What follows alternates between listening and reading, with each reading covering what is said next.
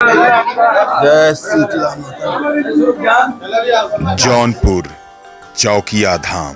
साथियों, यहाँ पर माता शीतला का 7 सबसे बड़े धामों में से एक धाम है। आइए उनके दर्शन करें इस नवरात्रि पर और उनका आशीर्वाद लें। कथा भी आपको इस शीतला धाम पर बताता चलूं। मुझे मिले मिस्टर वेंसन।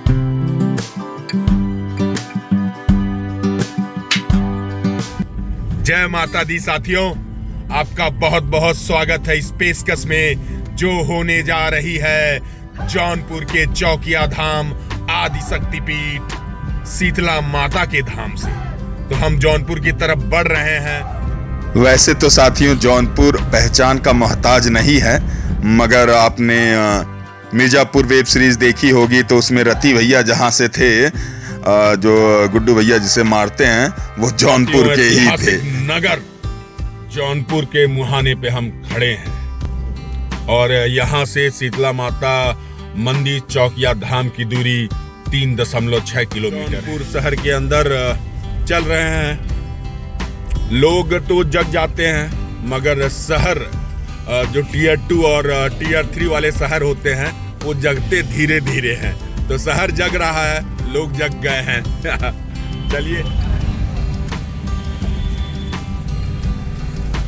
तो साथियों, माता शीतला के धाम पहुंचकर उनके गर्भगृह के मंदिर की तरफ बढ़ा जा रहा है।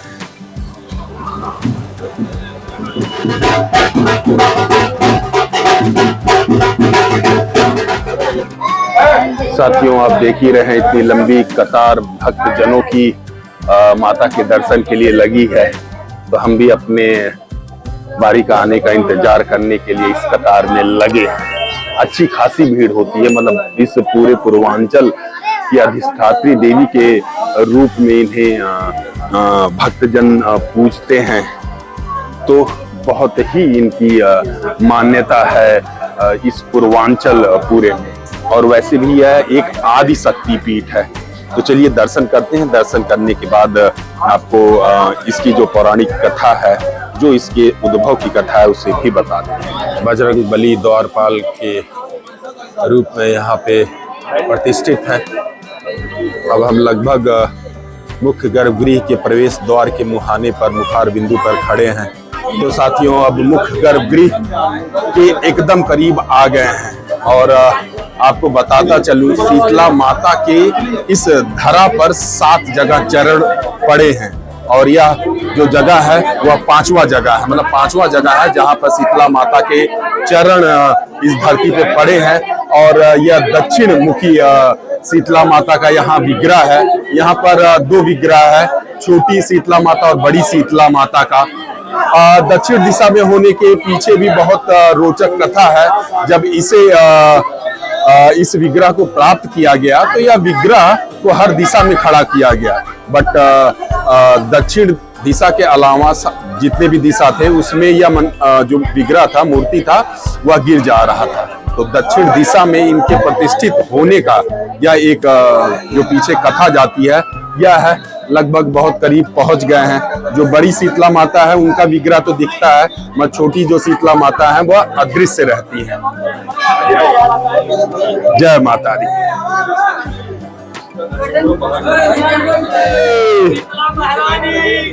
जय जय शीतला माता।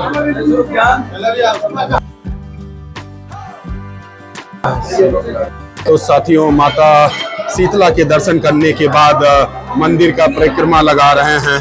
जय बजरंग बली, जय माता दी, जय माँ, जय माता दी, जय माता दी।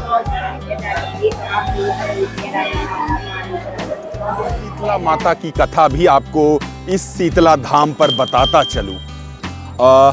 तो शीतला माता की कथा जाके जुड़ती है राजस्थान के डुंगरी नामक स्थान से। तो एक बार शीतला माता का धरती पर आना होता है और वह इस मनसा से आती है कि आज देखते हैं कि हमारे भक्त जन की जो पूजा श्रद्धा है मतलब उससे जुड़ने, उनको देखने धरती पर आती है। तो वह राजस्थान के डुंगरी एक गांव है, वहां पर आती हैं। तो इसी तरह वो गांव से बूढ़ी माता बनकर गुजर रही थी।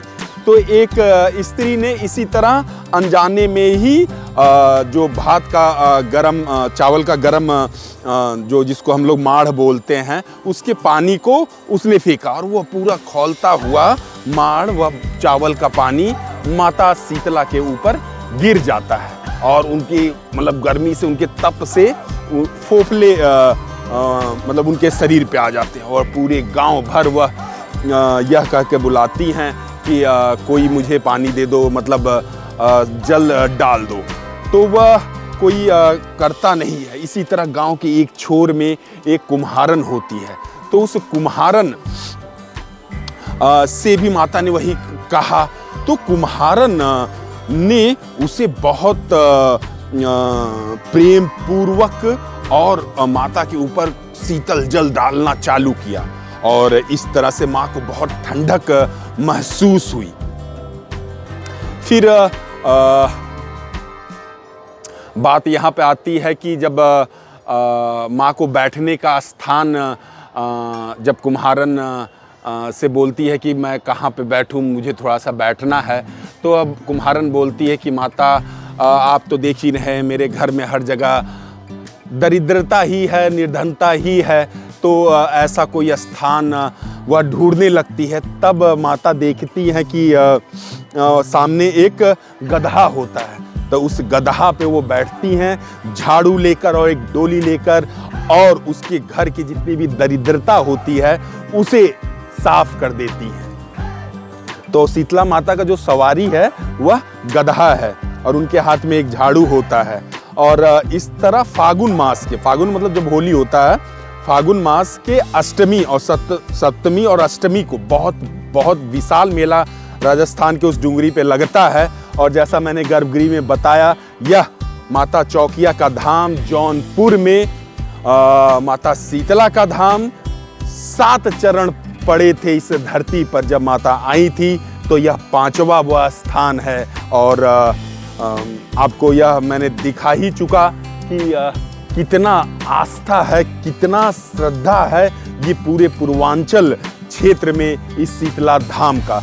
तो यह एक छोटी सी कहानी थी इसके उद्भव की। माता शीतला का मैंने आपको कथा बता दिया। यहाँ पर दर्शन करा दिए गर्भगृह में। ऐसा कोई विशेष नहीं था कि आप मतलब जैसे मैं बैग आप अपने साथ ला सकते हैं, ऐसा कोई निषेध वाली चीज़ें तो नहीं थी। मैंने कैमरा वगैरह सब आप ले जा सकते हैं। गर्भगृह का नहीं खींचते हैं, बट खींच भी जैसा भीड़ रहता है, जैसा रहता है वैसा कर सकते हैं। तो फिलहाल चलते हैं और जाते जाते मैं एक बार आपको यहाँ पे जौनपुर आना है तो कैसे आ सकते हैं इस धाम, इसकी थोड़ी सी चर्चा कर इस प्रस्तुति का अंत करेंगे। तो जय शीतला माता। बढ़ते हैं अब अगले गंतव्य की तौर और इसके लिए मुझे जाना होगा अपने गाड़ी की तरफ। तो साथियों, अब इस मंदिर के उद्भव की कथा बता देता हूँ। तो यहाँ पे एक व्यक्ति हुए, उनका नाम था देवचंद। और देवचंद के सपने में एक दिन माता आती हैं और वह बोलती हैं कि देवचंद, इस तालाब में मेरा एक विग्रह है, उसे निकालकर तुम स्थापित करो। तो पहली दूसरी बार तो उसे लगता है कि यह एक ऐसा ही सपन है और उसको वह नज़रअंदाज कर देता है। फिलहाल यह सपन उसके हर एक रात्रि में उसके सोते समय आने लगता है। तो एक दिन माँ के प्रेरणा से ही वह इस तालाब की तरफ आ बढ़ता है और जब वह प्रवेश करता है इस तालाब में तो उसे माँ का यह विग्रह मिलता है जो अभी मैंने आपको मुख्य गर्भगृह में दिखाया। तो इस तरह से देवचंद द्वारा इसे इसी तालाब के किनारे ही एक वेदी पर स्थापित कर दिया जाता है और कालांतर में यहाँ पर यह कुंड खुदवाया जाता है। माता का आपने भव्य मंदिर देखा ही, तो कुछ इस तरह वह छोटी सी देवचंद से जुड़ी हुई कथा है। माँ के यहाँ पे स्थापित होने की। तो साथियों, शीतला माता के इस धाम पर मुझे मिले मिस्टर वेंसन। ये भी धार्मिक स्थानों के ब्लॉग बनाते हैं, वैसे भी ब्लॉग बनाते हम हैं। अपने फैमिली ब्लॉग बनाते हैं या फिर मैं पर्सनल लाइफ में क्या कर रहा हूँ अपने लाइफ स्टाइल के बारे में वो वाला ब्लॉग बनाता हूँ।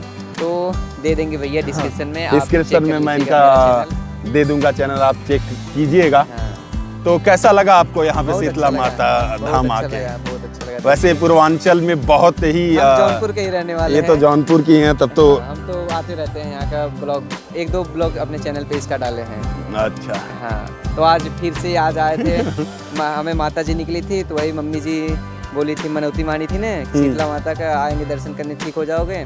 तो ठीक हो गए, तो वही मम्मी के साथ आए थे। अच्छा। हाँ, आप लोग ब्लॉग देखोगे पता चल जाएगा आप लोग को। जय माता दी। जय माता दी। जय माता।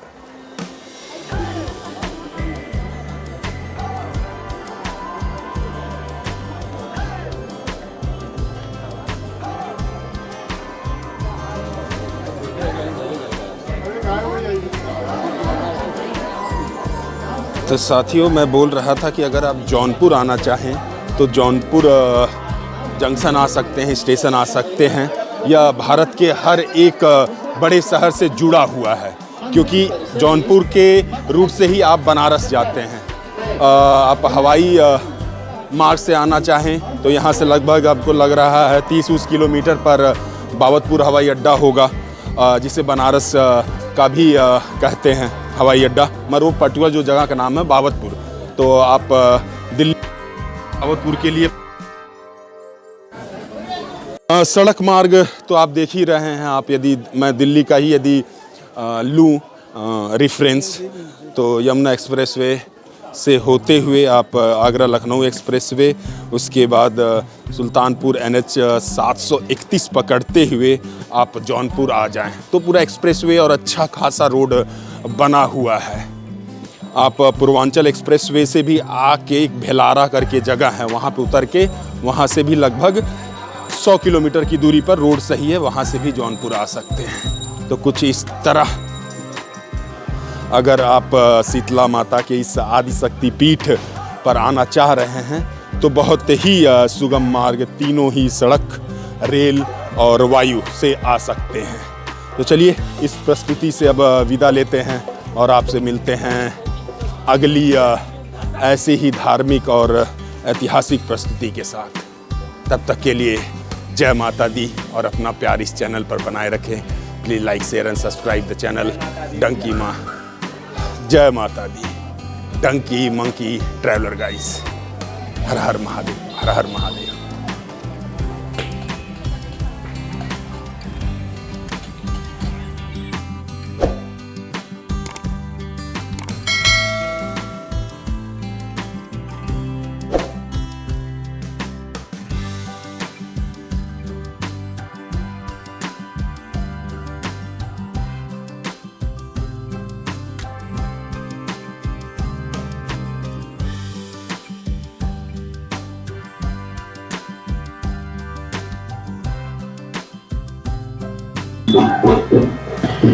आपको बताता चलूं साथियों, जैसे हम लोग का जो मुंडन होता है, जैसे मेरे गांव साइड का सबका विंध्याचल होता है।